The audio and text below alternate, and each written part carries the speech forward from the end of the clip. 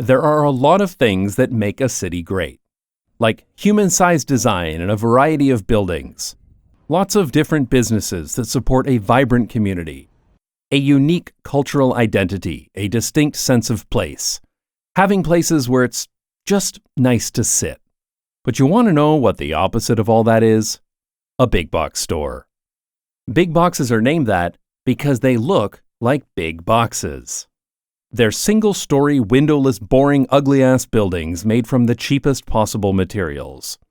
Even the smallest big box stores are enormous, usually more than 50,000 square feet, and they're surrounded by even bigger parking lots. And when a big box store gobbles up a bunch of land, it also ruins the land around it, encouraging sprawl, stroads, and car-centric infrastructure that makes it dangerous or impossible to walk anywhere. You know, the opposite of the stuff that makes a city great. These eyesores are littered all over North American suburbs. People like them in part because they're easy to drive to, but also because they sell a lot of stuff at pretty cheap prices. Which sounds great until you realize the way they achieve their everyday low prices is by literally bankrupting cities.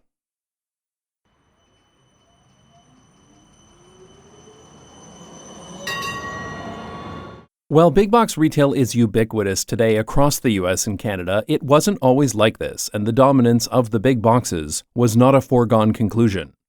Before the 20th century, if you needed something from the store, you would walk to your local shop and ask a clerk behind the counter for what you needed. Then in the 1900s, this model shifted to self-service, and people were allowed to get items off the shelves themselves, which led to the rise of large department stores like Woolworths. But they existed alongside a wide variety of stores in traditional walkable neighborhoods. One of the regulations that kept the large stores in check was the Robinson-Patman Act of 1936 that prevented retailers from getting volume discounts on their stock, meaning that small mom-and-pop stores were generally making the same margins on each item as the larger corporations.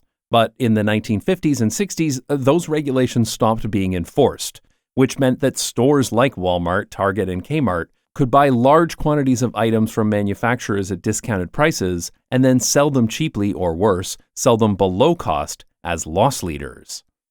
Bulk discounting is of course essential to the big box business model. Big box stores make their money through huge sales volumes as opposed to higher margins on each item.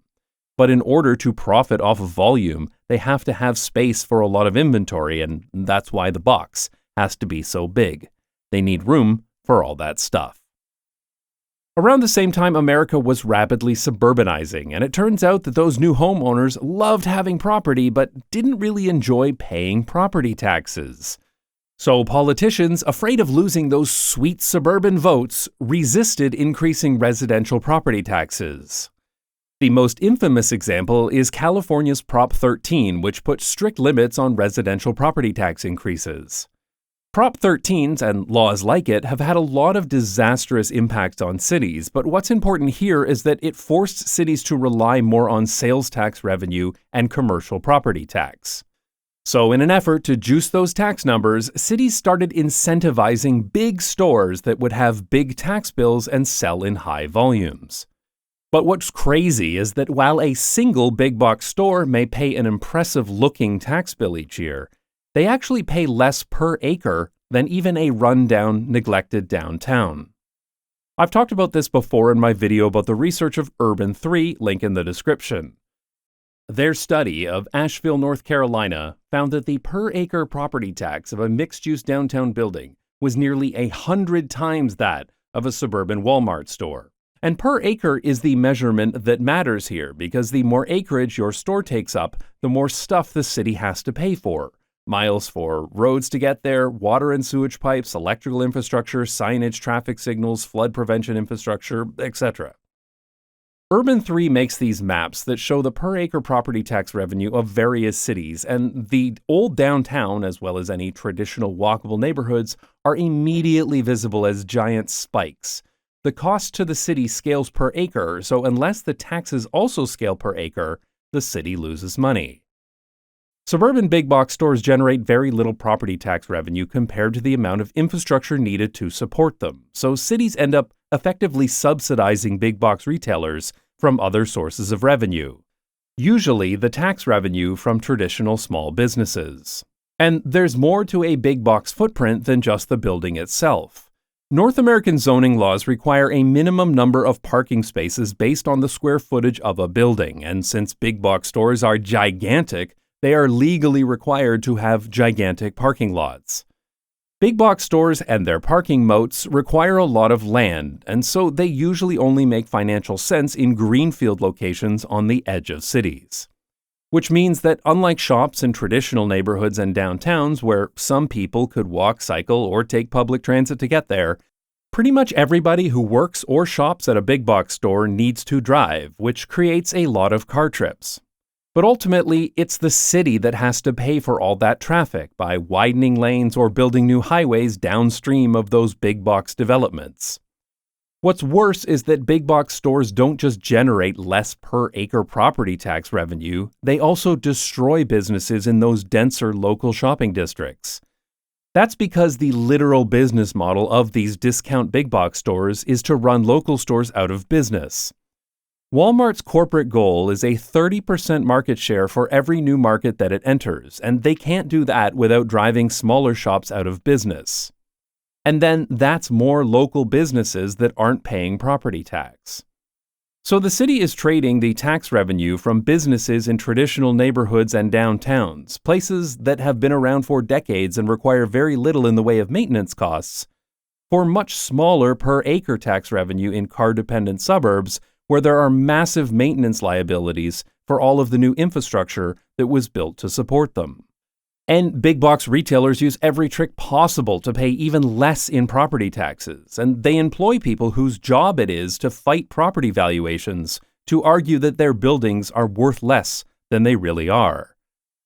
One of the shadiest ways to do this is something called the dark store theory of value, a name you'd think would make an accountant stop and say to themselves, "Are we the baddies?"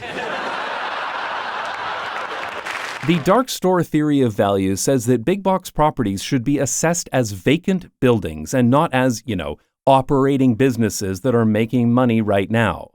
The actual argument they're making is that their buildings are so big, so ugly, and so cheaply made that they are actually not usable at all once the big box store moves out, and so they should be assessed as functionally worthless. This sounds crazy, but it's real. In Marquette, Michigan, the hardware store Lowe's went to court over the assessed property values of one of their stores. They argued, "Unlike many other commercial properties, freestanding big box stores are not constructed for the purpose of thereafter selling or leasing the property in the marketplace, and therefore they should pay less property taxes." That means big box stores can make a plot of land worth less than if they had just built nothing there at all. And this is a commonly used tactic for all major big box retailers, including Home Depot, Target, and Costco. These big box buildings are only built to last about 15 years, which is why it's common to see an older building shut down while there's a newer location farther down the road. If you liked planned obsolescence in your technology, you're going to love it in your buildings. A small business will proudly state that they've been in the same location for years or even generations. They'll put historic photos on the wall showing how the neighborhood has changed around them. Because being part of the local community is an important aspect of many small businesses.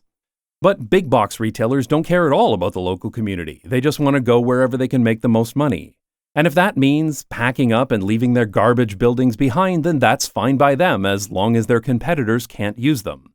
If they own the building, they'll make sure this happens with deed restrictions that state that when they abandon one of their crappy buildings, whatever business moves in after them legally can't be one of their competitors.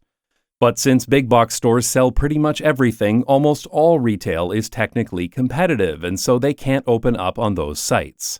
However, it's been more common lately for retailers like Walmart to lease their buildings instead of buying them. When they decide to move on to their next location, they won't break their lease. They'll just leave it there, vacant. Better to pay a lease on a building with zero value than to allow a competitor to move in. But even when they do allow the lease to lapse, there's very little that can be done with the building. There's only so much self-storage and laser tag that can move in to prop up a city's budget. As a side note, Spirit Halloween is a business that takes advantage of these big box vacancies by subletting disused retail space at insanely low rents for about 6 weeks per year. They're like the vultures of retail that feed off the dead carcasses of fallen Walmarts.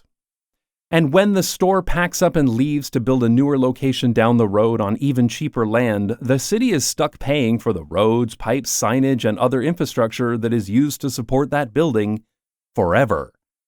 So since nobody else can use the building, it's becoming increasingly common for municipalities to renovate these big boxes into municipal spaces, like libraries. This is always reported as a good thing because the city turned an old building into something more valuable for the community. Isn't this great?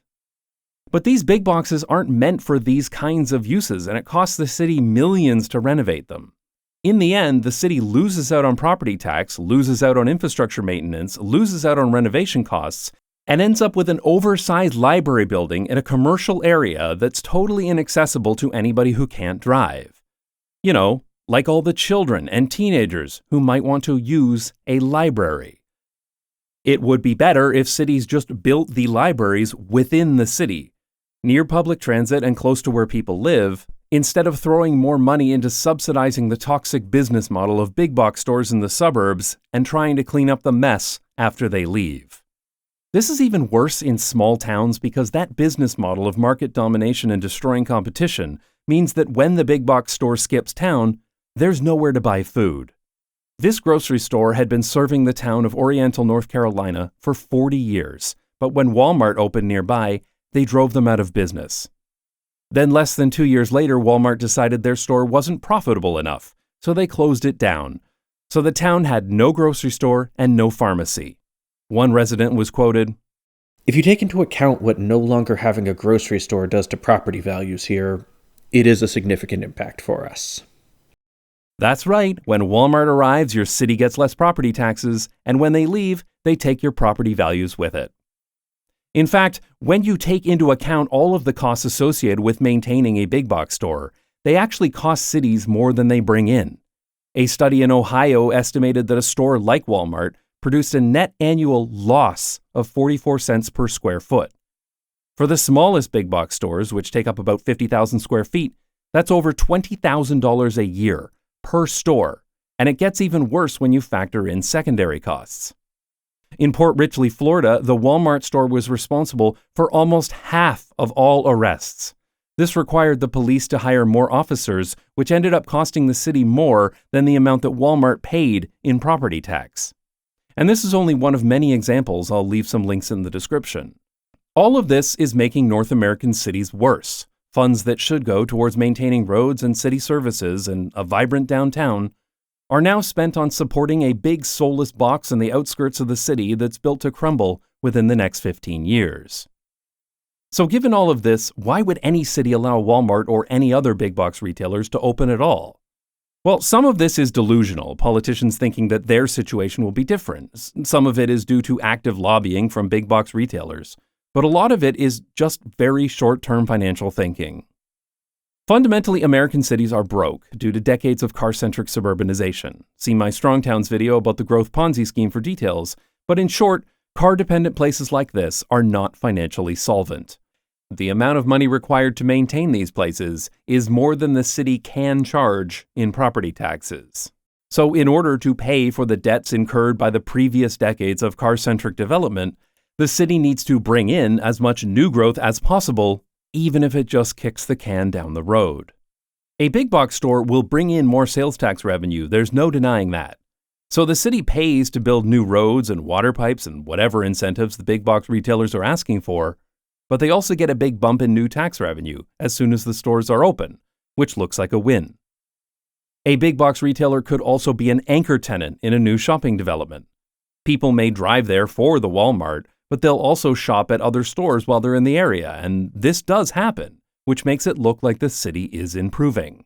The problems with these suburban development projects, such as the lost jobs at small businesses and the degradation of traditional neighborhoods, comes much later, and it's not always obvious that the big box stores are to blame. And since the infrastructure maintenance costs and the higher costs of services also come much later, For several years, a new big box development seems like a win. Strong Towns has shown across many different cities that they've worked with that improving traditional neighborhoods like Main Street downtown always results in a better long-term payback for the city than car-centric big box developments in the suburbs. But fixing the cracked sidewalks and broken lighting downtown doesn't have the same political cachet as bringing Walmart to town. Politicians like announcing the opening of a big box store because they can use the big numbers to make it look like they've created lots of new jobs and brought lower prices to residents, and the voters love it. Plus, they get to cut a ribbon with those big scissors, which is why most of them got into politics in the first place. Well, that and the bribes, of course. And in 15 years, when the big box store closes down, most of those elected officials will be gone anyway, so they don't need to worry about the long-term impacts of any of these projects. So cities don't just allow big box stores to open, they actively encourage it. Every year, U.S. cities give out an estimated $65 billion in subsidies to attract big box stores, and the major retailers will play cities off of one another to see who will offer the biggest benefits. Subsidies for big box stores could be deeply discounted property taxes, lifting of expensive regulations, city-sponsored site preparation, job creation tax credits. They'll sometimes be called investment subsidies, sometimes called development incentives, but no matter what you call them, they mean the mega corporations that own big box stores don't have to play by the same rules as local businesses. The U.S. Small Business Association says that for every $100 spent in a small business, $48 stays in the community. But with big box mega chains, that number is only $14. That's because local businesses use local services. When you buy from a local retailer, they'll use that money to pay their employees and other expenses, of course, but they'll also employ other local businesses. A local retailer will use a local accountant to do their taxes. They'll use a local marketing firm to print their signs and flyers. When the owner decides to buy a douchey sports car, he'll buy it from a local car dealership. And local businesses are more likely to source their products locally as well. A local coffee shop is more likely to get their coffee from a local roaster, their milk from a local dairy farm, their pastries from a local bakery, their weird knickknacks from a local retired grandma. And all of these businesses will also use other local businesses themselves, meaning that more money stays in the local community. But when you shop at a big box store, most of the money you pay immediately leaves your city, your state, and possibly even your country. These are massive stores with huge amounts of inventory, so they have to source their products in huge volumes, and that can't be done locally to every store. Heck, about 60% of Walmart products are made in China, so that money immediately leaves the country. And other than their employees at the store, they don't pay anyone local. They don't use local marketing firms or local accountants. These are huge corporations, so they have a whole team of accountants that all of their stores use. Walmart's accountants are in Bentonville, Arkansas, so unless you're in Bentonville, that money has also left your community. And what's worse is that those accountants are paid to find every tax loophole available, which is why they decided that the best place for Walmart's profits is 22 shell companies in Luxembourg. And there aren't even any Walmart stores in Luxembourg. Did you know that public transit is free in Luxembourg? All trams, trains, and buses across the whole country are completely free to use, even for tourists. It's really nice, and I'll make a video about it someday. Wouldn't it be nice if your city had free public transit instead of a Walmart? This kind of tax avoidance isn't possible for local businesses. Even if they could employ the tax experts who knew how to do this stuff, they couldn't take advantage of it anyway. Because a company needs to have massive profits and a worldwide presence in order to make these tax loopholes worth using. It's just another way that megacorps can undercut the prices of local businesses while starving cities and governments of any tax revenue. And you might be thinking, well, at least they create a bunch of local jobs by employing so many people. But here's the thing. They also don't do that. A recent study found that 5 years after Walmart enters a given county, total employment falls by about 3%. So they create fewer jobs than they destroy. And the jobs that they do create are very low paid and often part-time. So these employees pay little or nothing in the way of income tax. But here's the really messed up part. In small towns and suburbs, Walmart strategically drives local shops out of business with targeted low prices and loss leaders to the point where they become one of the only employers in town. And then they pay their employees such low wages for so few hours that those employees qualify for food stamps or what's now called the Supplemental Nutrition Assistance Program, or SNAP. This is a U.S. government program that provides a payment card that can be used to buy essential food for low-income individuals and families. Only certain retailers approved by SNAP can accept this card as payment. And guess which businesses are always approved retailers?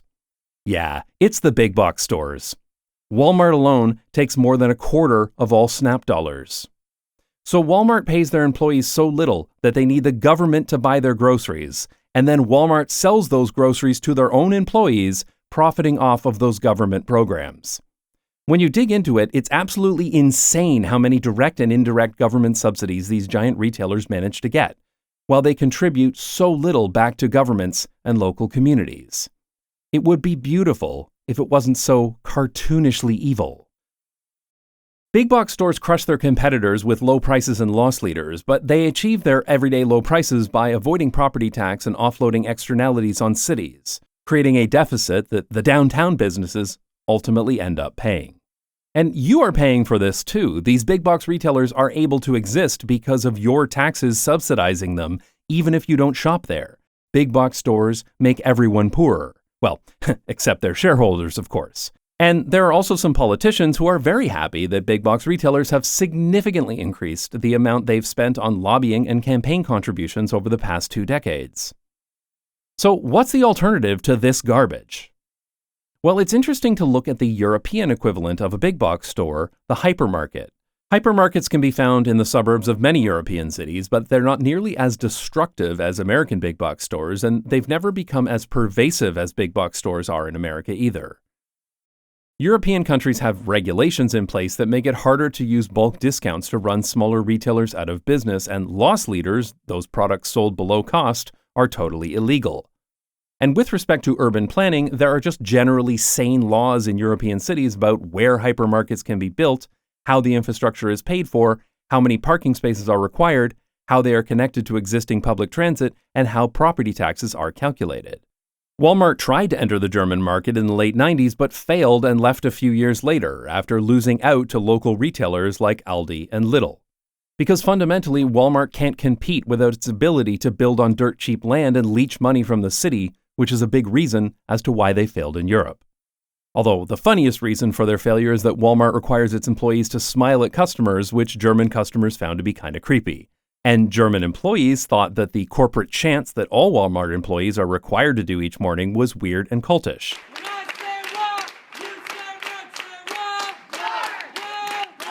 Because it is. We should not be normalizing mandatory corporate chants.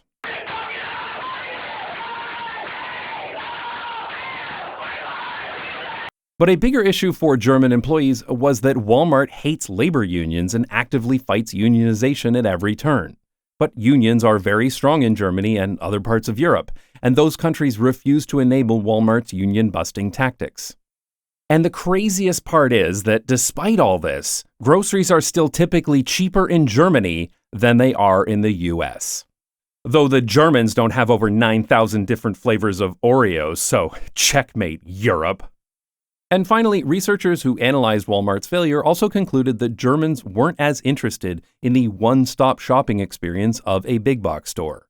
And why would they? They have vibrant city centers which are more pleasant to be in, with a wide variety of specialty retailers, and it's often more enjoyable and more convenient to walk from shop to shop to buy different things instead of having to drive to the outskirts of the city where a big box store would need to be. This used to be the culture in North America as well, and while it will be difficult, cultures can and do change.